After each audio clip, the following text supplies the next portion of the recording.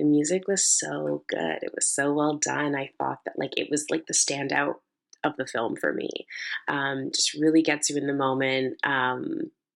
Songs that I love, artists that I love, and it just sets like this like really cool tone for this like young man who's up and coming, wanting to prove himself and show up. And um, I really enjoyed the storyline a lot, and we see that this um, Spider-Man identity has really taken over his life in a lot of ways. He's like not going to classes anymore. He doesn't know what day it is. He's not sleeping, um, and yeah, so we see that conflict wise, and then I just, I'm so proud of him when he finally gets the guts to like call this girl and ask her on a date. Kind of, sort of. He tried his best.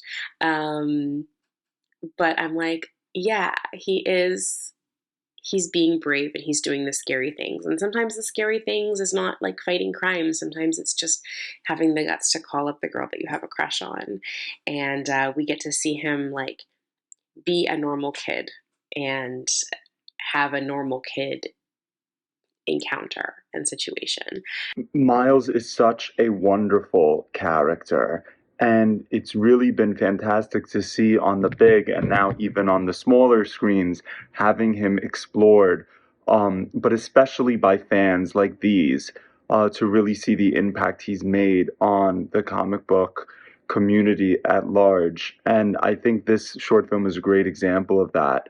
How relatable he is, how his struggles so much can reflect our everyday ones as well, how we root for him and want well for him in the way that he wants well for others.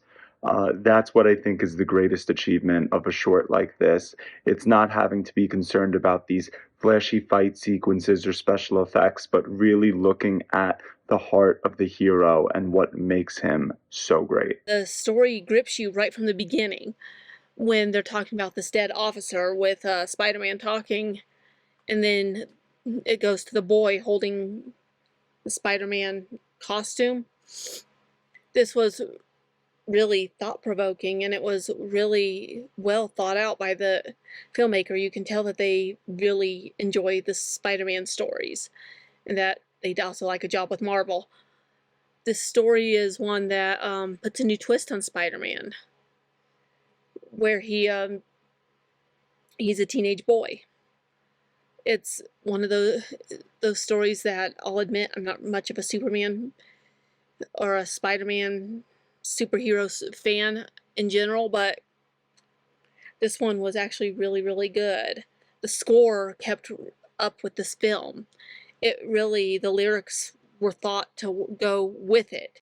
Really, piecing together where his drive was coming from, but also highlighting the fact that like he is still so young and he's still trying to navigate like talking to his crush, and there's still such a human youthful element to it, because a lot of the time with these kind of, especially with superhero movies, I feel like they're all so older and they're all dealing with these kind of larger than life problems or larger than life villains, and I think it's so refreshing and really lovely that we can get